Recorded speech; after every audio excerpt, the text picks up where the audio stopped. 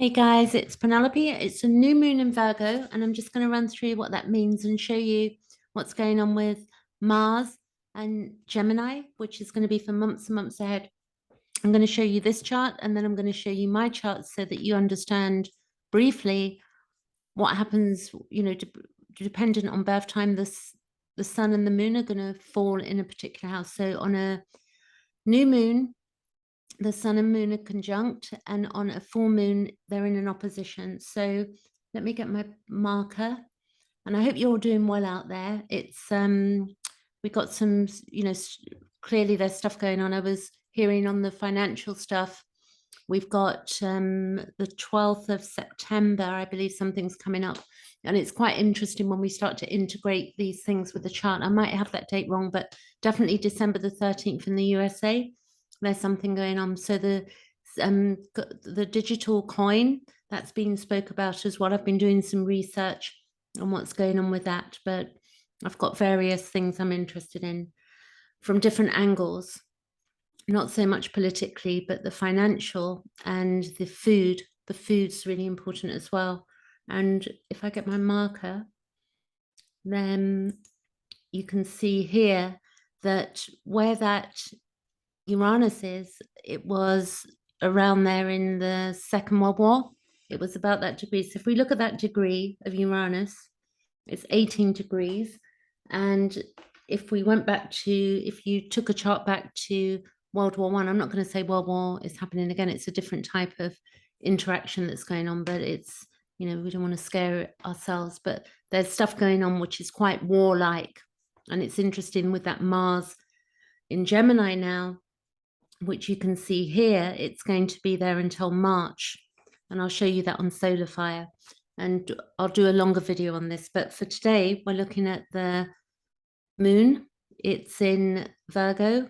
This chart is starting at Aries, the natural chart. And it's UK time we have up here. And when it would have been, it's at 4:03 degrees. You can see there in Virgo. And then you can see that they're conjunct. And the moon in Virgo, it's a feeling of safety is now related to order and clarity. And it's very interesting today. I've managed to take a step back and get some order and clarity in my head. I was feeling quite out of my zone and out of my, not out of my body, but just, not clear. And there's some clarity that's come in. And that Uranus went retrograde about a week or so ago, and it's on the North Node still. And we've got this square that's going on to, this moon. If you look at this, we've got, it's I think that's an inconjunct to Pluto. An inconjunct is a hard angle, but I'll double check that. Let me see. So the sun, I haven't got it here, but we'll double check that because I didn't print off all of the aspects. So let's see with this. So we got, that looks like an inconjunct there. And then we got the Chiron is inconjunct to the South Node. The South Node is our past in Scorpio and our past lives, past, even in this life, I'd say. And then we've got Chiron is our wound. So you can see this square that's going on here. We've got Saturn square Uranus and the node. And then we've got the node and the North Node and square to Venus. And then we've got Venus square to the South Node. And this is our needs as well. And it's in Leo at the moment. So there's a lot of strange energy going around, I'd say. As always, it seems that it's just the way it is being human, particularly since what's gone on with COVID. But pre that, actually, I think we've come a long way. It's like there's been a lot of growth in a lot of people. So with this Virgo, it's clarity and order. That's what makes us feel safe. And we may need to organize everything, like a feeling of organizing stuff. So I've been doing that today. I don't know what you guys have been doing out there, whether you've been organizing your mind or organizing your lives. Is trying to be more tolerant and accept imperfections for life. So Virgo in evolutionary astrology, it relates to, we look at the polarity, which is Pisces, which is God. You know, if I'm not saying whatever we think God is, I see God in flowers and in the eyes of babies as an example, but that connection to source. And then Virgo is quite crisis orientated, and it's very deep in evolutionary astrology, the definition. So we want to be more tolerant. And I've been listening to a book actually, which is the Fifth Agreement. And what it talks about is if you've ever read a book called The Four Agreements, I did years and years ago, I can't remember exactly, but I remember the Four Agreements. And the Fifth Agreement is basically where we get to a point where we are not, we're understanding that everything is an opinion. And it's really hard when we're so caught up in our trauma and with our lives and our situations with people that we can get so sucked in. And if we look at what's going on now with the disinformation, I saw, unfortunately, which really saddened me, the Children's Health Defense, which is Robert Kennedy, their YouTube, not their YouTube, their Facebook and Instagram was taken down. And that really saddened me that, you know, information is being really sort of, we're just being shut down. You know, it looks like we thought it was to do with injections and there was something making us unwell and that we needed to solve that. But it seems much, much deeper than that. And if you haven't heard of the World Economic Forum, I suggest that you do go online and you type in the World Economic Forum and try and understand what they want to do in, you know, what they want to do for planet Earth, these people. So what we have is that it may be that, you know, with this imperfection thing, that if we can come to acceptance that everybody has got an opinion and we can be very fired up with our opinions about things, but what is really true, you know, if you look out the window and you can see, like I can see Jupiter where I'm sitting now. It's not right outside my window, but I can see it. It's dark in the sky and I can see it's out there. You know, I know that's called Jupiter and it's real, and that we can all, if any astrologers or astronomers looking at it will know that that's Jupiter. And right outside now, it's dark in the sky. It's nighttime here. And when the sun comes up tomorrow, the sun will be rising. Now that will be true. That's a truth. That's absolute, that it's true.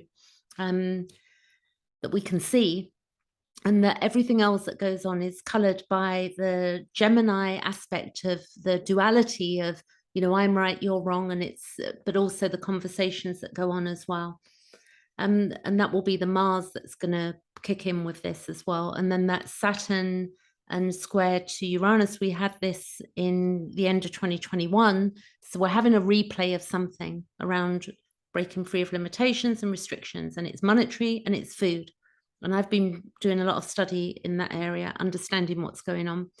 So we also, it's, you know, if we can step into trusting and let life do its own thing. And generally when we do that, it tends to work out better. When we start trying to force things or we get worried about things, I snapped out of a bit of worry today because I was worried about, you know, this coin and, you know, are we safe and how is money going to work? And, but a system cannot be totally changed overnight. No matter what anybody wants to do, it cannot be forced overnight. And even the fact with the food crisis in the Netherlands and the nitrates also to do in Canada, if you're in Canada, you may know that, or if you're in Europe, you may be aware, but some people are totally unaware of what's going on, that nitrates, the governments want them lowered because of our carbon footprint, but that won't affect the elites. That's going to affect you and I and people that are just, you know, wanting to get on with their lives. And so we have to be aware that the food on the shelves right now is a couple of years old. Somebody told me quite shockingly the other day that some meats, like in, and I don't eat McDonald's, but as an example, and I'm not going to say it's true, but somebody mentioned, because it was an opinion or whether it's a fact, I don't know, that some of these meats are held, they're frozen for a long time. I'm not going to give how long because that would be, I don't know if it's absolutely true. But grains, what we've got on the table now, grains and stuff like that, that's stuff that's, you know, a year or so old. It's so what's being grown now is what we're going to be eating in the future. So this is where food shortages could potentially kick in. And so we need to make sure with this, in that we're self-sufficient. This is about, how am I going to be self-sufficient? If there's a power cut, how am I going to keep warm? If the electricity cuts out and I can't draw money out of a cash point machine, how am I going to access to buy food? So we have to think about these things, not from a scary point of view, but we're so reliant on our cards, and we're become so lazy that we just put our card, go buy a coffee. I went to buy a coffee a few weeks ago, and I went into 4 coffee shops, and each coffee shop did not said, sorry, we don't do cash. So that says to me there's something going on, and I'm hearing other people tell me these stories now, and in food shops. And let's say electricity is wiped out, we want to use our card, we can't, the Wi-Fi is down, so what are we going to use? So I know what I'm doing. I'm going on a rant here in astrological, but it's in the astrology. Yeah, shocking events, Uranus, but also revolutionary events, revolution, shock in, and it's our path, because that node is there for another good. It's halfway through. Where is that node? They're 18 months through. The node is at 16. So we have, if you take a year and a half, that's 18 months. So we have another 9 months of this going on with that node in the sign, or longer. I think it might be July actually when I looked. So then we have, not everything needs to be to our expectations. I would also say, if you can get a copy of The Fifth Agreement, it's a really good book. It's on Audible. It's a 5-hour book, 4-hour book. And it talks about this idea of opinions. It's very timely, because we can be very hurt by other people's opinions, because depending on who we are, and also if you look at human design as an example, for me, I can feel, I've got an open heart. When I say I've got an open heart, it's a human design chart. So feeling unworthy and undervalued, avoiding confrontation and truth, holding on to what isn't good for us, fixated on finding love and direction outside ourselves, and always in a hurry to be free. So it will differ from person to person, but gives you an idea of where we're at.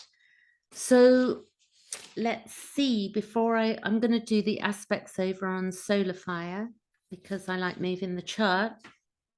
And then also I'm going to say Virgo. What is Virgo? Virgo is it's where Virgo keywords, what is our discipline?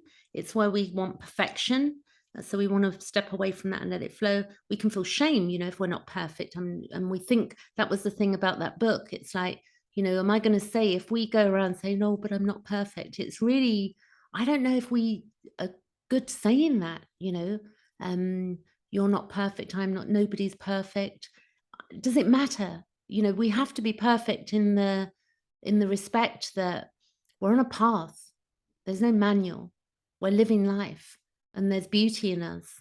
And for that reason, can we just maybe agree or have a new opinion that, I'm perfect for this time, space, reality, as an example. I'm perfect for right now. Whatever's going on is perfection. It's a whole different feeling as well, to berate ourselves and say, oh, I'm not perfect. I don't think we need to be saying that. So Virgo, it's our place in society. It's our self-improvement. I'll show you my chart. I've got in the 6th house, which is Virgo. In Taurus, my 6th house is Taurus, but I've got a lot of planets there.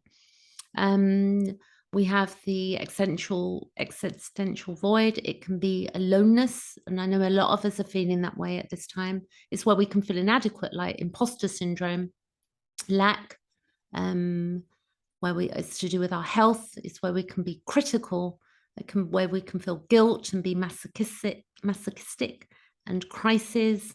And it's also healing, and our reality. And it's where we need to have discernment. And it can also be the servant and the slave. There's a lot of that going on in society. And we think we're not, but, take away our cash and see what happens then. It's where we can be an apprentice and learning things. humility, humiliation. We can be the victim. We can feel persecuted or persecute, and it's self-sacrifice, and we could be the martyr. So we need to balance ourselves out here. Inferiority, you know, it's being of service as well. So then, where are we? We're gonna go to, because Mars is in Aries, I'm going to do a big video on that. But now what I want to do is take you over to my chart. So let me see, new share, whoops, new share, and I want to go get rid of that, chat, and go to, I've got to move things around here. Okay, let's make sure I'm sharing the right thing. New share. Okay, so this is my chart. This is a bit later in the day now, but that moon was conjunct the sun, and it was at 4:03, 4 degrees of up here for me, because that's my 9th house. So the 9th house is higher learning, it's education, it's spirituality, it's teaching. It is overseas travel. So it's a new moon, and a new moon, the effects last for 28 days, and a full moon, the effects last for 2 weeks. There's my 6th house I was explaining to you. You can see my sun is in my 7th at 0 degrees, but I've got, and Mars is up there for me at the moment. Mars is in my 7th. So I've got to watch how I play this out. So me reading that book at this time, or listening to that Audible on the 5th agreement, means that I've got some information that I've integrated, understanding that everybody has an opinion. Now, if we know that, we can't really get into big fights with people. We might feel inside, you know, some shame, or some, we want to kick back, not kick back literally, but we want to push back, because that house is also Libra. So we want to balance, but it's learning to balance, and we learn to balance through each other. So you can see my North Node is there, my Mars is there, and my Mercury is there as well. So I've just had my Mars return. So I'm doing a new shift in what I'm doing with my life. I've decided I know what I'm up to. So says she. So now we will go to, so look at your chart. The reason, before I do that, the reason you want to look at your, make sure you have your birth time, because the rising sign changes every couple of hours. And the reason I know it's in my 9th house is because I know I've got my birth time, and I know that I'm Scorpio rising, and it's going to be different for everybody, and making the, that those will be making different aspects for different people as well. So it's different for all of us. We are unique and we are perfect. I think we need to keep saying it. So now, new share. Okay. This is solar fire. This is the time. There you go. So this is was when the new moon happened, and you can see that we've got Mars. In fact, let's run through a few aspects, and then we'll do the Mars. So the sun is conjunct the moon, you see, 4:03. And the sun is square to Mars. Sun is here, and it's square to Mars, therefore absolute dead on square. So sun square Mars. So the sun, when it's square to Mars, is, you know, we can have physical strength if we have this as an aspect, and the ability to work hard. But there can be, it's, you know, we can take unnecessary risks, and we can be impulsive, be too impulsive and excitable and selfish as well. So, and the moon is square Mars as well, because it's, you can see the moon is there too. And the moon is where we can have a lot of emotional tension. I felt a bit of that today in my shoulders, like this emotional tension. It's where we can be a bit indecisive, which is difficult because it's a Virgo moon, and we don't really want to be feeling that. So we have to calm ourselves and soothe ourselves. We could have conflicts, and it's, you know, where we may want to win people over, and, you know, we can be bossy, and but also it can also be, it can, we don't want to conform, you know, that can be that feeling of like frustration, resistance as well. Mars there. And then the moon, so then we've got Mercury is trying to Mars. We've got some lovely stuff going on here. Mercury is trying to Mars down here. So direction, communication, Mercury is in Libra. It's just gone into Libra. Mars has moved into Gemini. And we've also got Mercury opposition Jupiter. The Mercury opposition Jupiter can be here, going on here. So that Mercury is moving in. It's applying to that up there when it gets to 7 degrees. And we've got a lot of retrogrades, but they will all go forward towards the end of the year, bit by bit. Mercury trine Pluto is beautiful, so we can dig deep. Mercury trine to Pluto, we can dig deep. And it can be very clear as well. Venus is opposition Saturn. So the Venus opposition Saturn is where we can be responsible, but also hesitant. So we can feel some hesitancy. And again, we'd have to look at our own chart because this is a collective chart. And it's also where we feel we have restraints, and that we, or fear over, around authorities. It's really bizarre what's going on in the world. It's like authority, but that Pluto, the USA is having the Pluto return. This is in business. This is not having it. This is going to change things because that's 2024. That's out of there and it's into Aquarius, and we're full steam ahead in a new direction. And there is something in that I saw on Human Design, if you've heard of that, and it's called the darkening of the light, but we don't have to be afraid of that term. But if we're struggling with foods, I think the issue is that if people aren't conscious of what's going on around food, as an example, and then all of a sudden there's lack of supplies or we can't access our funds and stuff like that. And if people don't know the deeper levels, depending on what they're following or watching, then it could be really scary. But if one is aware of what, and this is the beauty of astrology, it brings awareness or questions, and it allows us to think about things at a deeper level. It allows us to dig a bit deeper rather than looking at mainstream media, which is owned probably by people who are very well off and don't have the common problems of common man, so to speak. Not that I'm saying that any of us are common, but you get the idea. So then the Saturn square Uranus is definitely a big one for us as we move back into that. And I know the USA has some, I don't follow politics, but some type of elections coming up.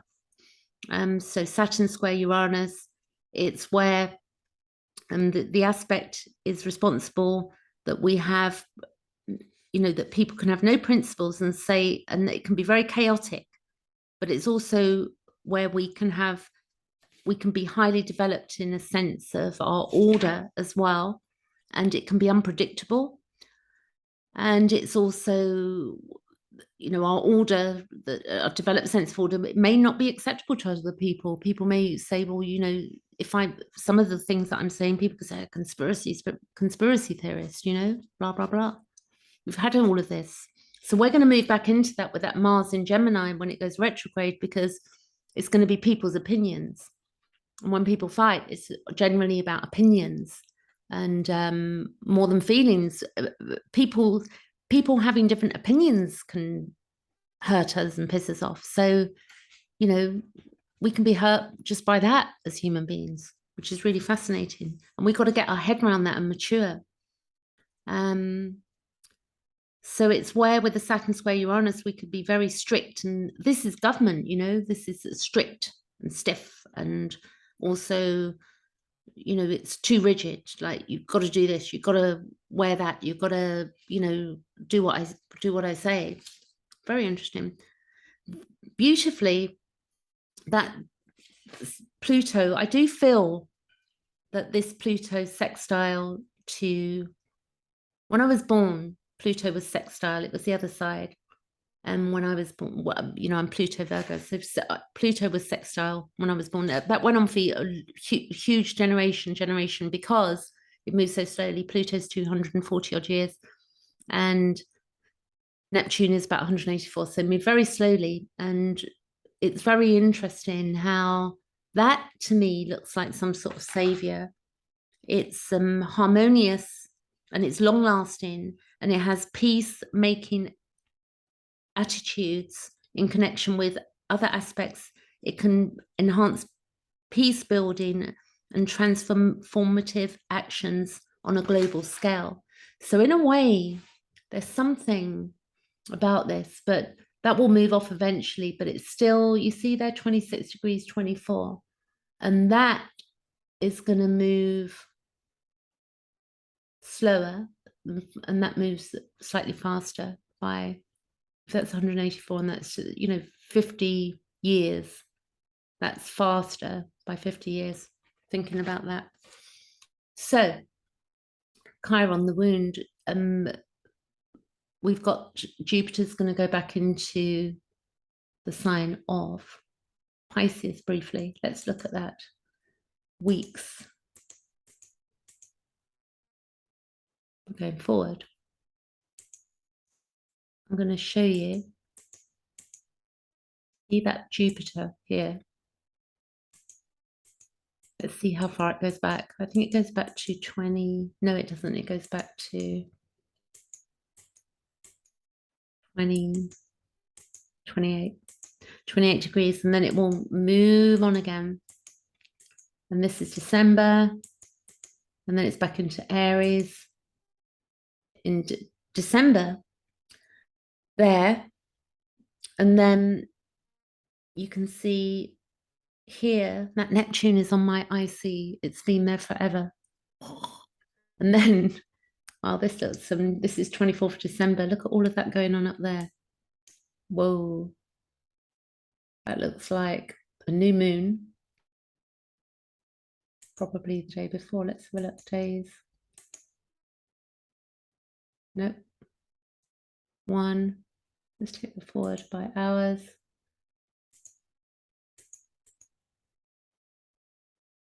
There you go. 23rd of December. That's 10 a.m. in the morning in the UK. That will be a new moon in Capricorn. And Venus will be conjunct. Look at that. And wow, this is big times. Mercury conjunct Pluto. Fascinating. So astrology is a really beautiful way to look at ourselves and the world and understand. And as we know, James Webb is finding out more what's going on in space. Apparently, I saw something about CO2 being found, a watery planet being found. I don't know what it means for us humans, because, we're not all going to be able to get there. But it's interesting. And that square, 21, it's still playing out there. So if we go weeks back, that was December, remember? 18, I'm looking at Saturn here. And I'm looking at, there you go, you see the square. That square is going on here. So then you can see, if you look at Mars now, briefly, because this is going to be our opinion game. It's going to be, that's retrograde, okay? Let's see if that, I did weeks, so let's go back by days. Okay, so on the 29th of October, the 30th of October, it stations, and then it goes to station, and then it's retrograde on the 1st of November. And then if we go weeks, watch this. So it's going to be wherever Gemini is for you, you want to look at what area of life it's playing out for you. So we're going to go week ahead. 1, 2, 3, 4, 5, 6, 7, 8, 10, 11. There you go. So I'm going to get the exact days.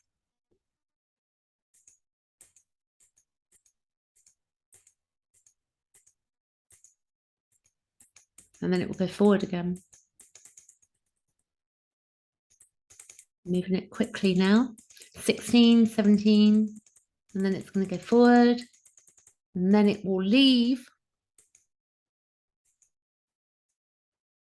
Gemini on, there you go, 28th of March, 27th. I haven't got it exact there, but there you go. And then it will move into the sign of Cancer. which is emotional. Sort of in Cancer, the Mars in Cancer is where we have the ability to fight for people or a cause which we feel strongly about. So that's pretty good timing, isn't it? Because when that hits there, that's probably what we're all going to be doing. And we will be particularly protective of our family. So we are family. You know, it's very difficult for us. We're all, you know, everything's connected. And I don't mean that in a woo-woo way, because there are some crazy situations out there. And some of us have come from trauma, and we want nothing to do with our families, but we connect with each other, and we make, you know, we build our own families. We have friends that we consider to be family, that we care for. It's very deep stuff.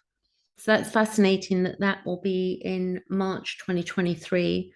And we will be particularly protective, and that will be a really interesting time ahead of us. But we also, it says with that, we can retreat into our shell. So we want to, you know, we don't want to retreat. It depends on our circumstances. For some of us, it may be good to retreat at that time. We'll just have to wait and see what's happening. But you can see up here as well that what's happened at that point in March, and if I go back days, wow, look, the first time that will be Pluto will enter into Aquarius, and then it will go retrograde as we go forward. It's not there for, you know, I'm showing you, I'm getting overexcited now. So you can see it, I think it goes to 1 or 2 degrees, and then it goes back. There you go, it goes retrograde in May. It goes 1 degree, and then it will go retrograde, it go back into Capricorn, then it go back into Aquarius. And I think it does it one more time after that, and then we're there, Pluto Aquarius. Okay, stay safe out there, and any comments, leave them below. If you want to book an hour with me, then look at my booking link below the video, and I'll catch you later. Thanks for watching.